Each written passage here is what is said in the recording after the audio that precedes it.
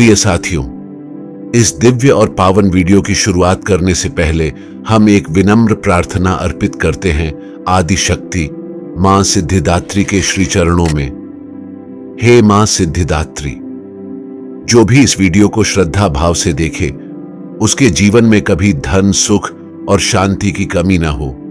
जो भी इस चैनल को सब्सक्राइब करे उस पर आपकी असीम कृपा सदा बनी रहे, और जो भी सच्चे हृदय से जय माता दी लिखे उसके समस्त दुख, कष्ट और विघ्न आप अपने आंचल में समेट लें।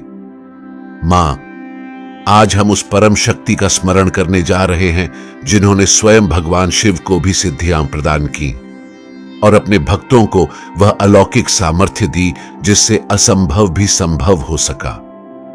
हे देवी, जो संपूर्ण सृष्टि में जीवन के कण कण में व्याप्त है, जो ज्ञान, शक्ति और सिद्धि का मूल स्रोत है, आपको बारंबार नमन है। आप ही वह दिव्य शक्ति है जो हर जीव में चेतना के रूप में प्रतिष्ठित है। मां सिद्धिदात्री देवी दुर्गा का नवम और अंतिम स्वरूप मानी जाती है, जिनकी आराधना नवरात्रि के 9वें दिन बड़े श्रद्धा भाव से की जाती है।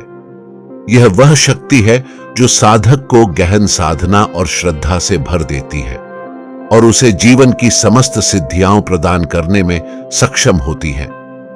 ऐसा माना जाता है कि यदि कोई साधक इस दिन पूर्ण विधि विधान से मां की उपासना करता है तो उसके लिए संसार में कुछ भी असंभव नहीं रह जाता। वह ब्रह्मांडीय ऊर्जा से जुड़कर चमत्कारिक क्षमताओं का अनुभव करता है।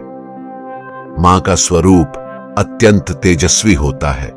4 भुजाओं से युक्त सिंह की सवारी करने वाली और कमल पर विराजमान, उनके एक हाथ में कमल होता है जो आध्यात्मिक जागरण और सौंदर्य का प्रतीक है।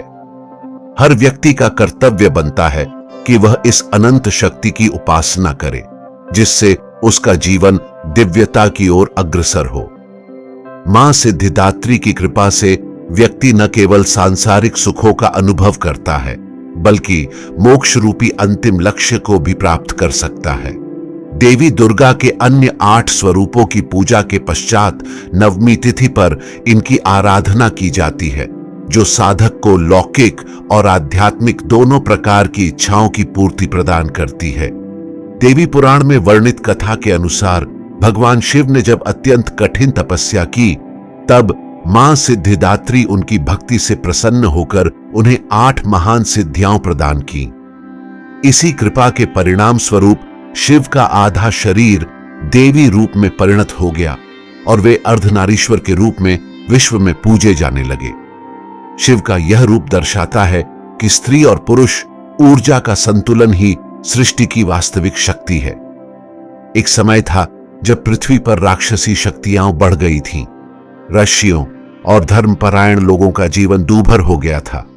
तब महिषासुर नामक दैत्य के आतंक को समाप्त करने हेतु देवताओं ने अपनी सामूहिक ऊर्जा से मां सिद्धिदात्री का आविर्भाव किया, जिन्होंने धर्म की स्थापना हेतु दुष्टों का अंत किया। मान्यता है कि 2 से 10 वर्ष की कन्याओं में मां का वास होता है और नवमी के दिन जब कन्याओं की पूजा की जाती है, तब मां शीघ्र प्रसन्न होती हैं और अपने भक्तों की सभी प्रार्थनाएं पूर्ण करती हैं। मां सिद्धिदात्री की उपासना आत्मिक जागरूकता, दिव्य शक्ति और संपूर्णता की ओर ले जाती है।